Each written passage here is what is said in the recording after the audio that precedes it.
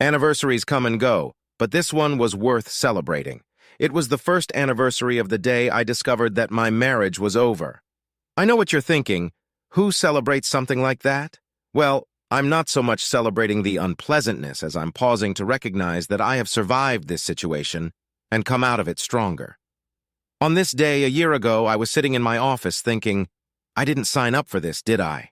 I remember the vows, for better or for worse, in sickness and in health, until death do us part.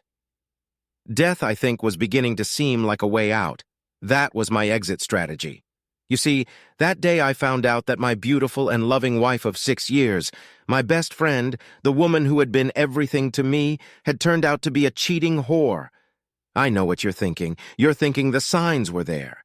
She stayed out late, showered as soon as she got home, was always too tired for sex, and got annoyed at me for every little thing.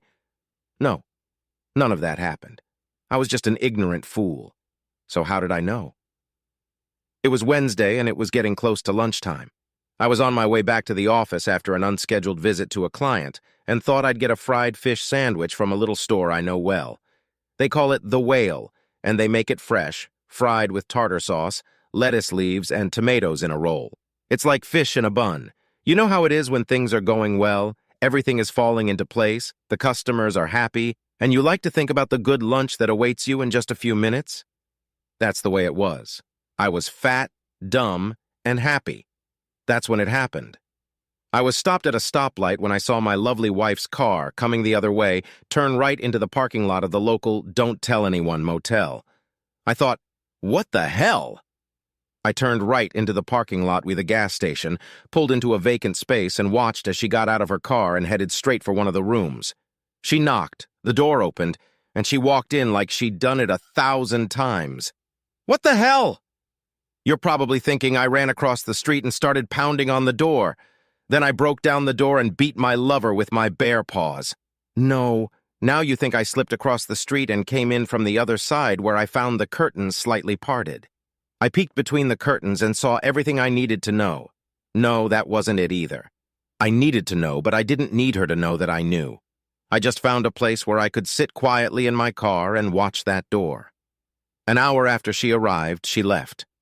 5 minutes later than her, a man in an expensive suit came out of the room and got into a Lexus and drove away. Typical. I always thought a Lexus was an overpriced commodity for someone who was showing off. I was useless that day. I didn't even try to work. I just sat in my office and researched divorce laws online. It was as bad as I had heard it before. Regardless of the motivation behind the divorce, no fault or because of adultery, the result was the same. Damn her to hell. They had to pay. Then I realized I didn't even know his name. How was I going to make him pay if I didn't know who he was? Fate intervened that night. I had barely said 2 words to her all evening, and she was asking me what was wrong. What the hell did she think was wrong? Did she feel guilty? Was she afraid I knew something, or was her thinking so chaotic and her behavior so disjointed that she hadn't connected my attitude and her actions together? I stupidly watched the nightly news, and there was a local report of a bank robbery during my lunch break. The reporters had videotapes of the robber's appearance, and the woman involved in the raid looked something like my wife. The robber was wearing a COVID mask, but her hair and eyes and her height and build made her a good double for the woman I married. Of course, I knew it wasn't her because my wife was in that motel room fucking a jerk in a Lexus, but I can play dumb. Hell, maybe I'm not even playing. The next morning, I called the police department and asked about the robbery. I was told they were working on a few leads, which in cop parlance means we got nothing. So I innocently told them that the robber looked a lot like the woman who lived across the street from me, and I gave them her name. I also told them that she had recently bought a new car. That was a half-truth because I bought it, and I happened to know that my wife wasn't home when the robbery happened. That last one was pretty darn true. I figured they'd knock on the front door, have an awkward conversation with the whore, and at least I'd get a good laugh out of it to help me get through the next few weeks while I filed divorce papers. Oh no, it went much better than that. When the cops saw that she really did look a lot like a robber, and she couldn't explain where she was during the robbery, they took her down to the station for what they euphemistically called an interview, where she was forced to confess where she was and with whom. It wasn't hard for anyone who heard her to guess what she had been up to. They kept her at the station while they checked her alibi. That's a simplistic way of saying they put her in a cell and went to the asshole's house. When he wasn't home, the wife gave them a work address. The interest in her husband did not escape the wife's attention. When he tried to deny having an affair with my wife, they went to a motel and got the videotapes. His appearance on the screen didn't make the police love him anymore, but it gave them both an alibi.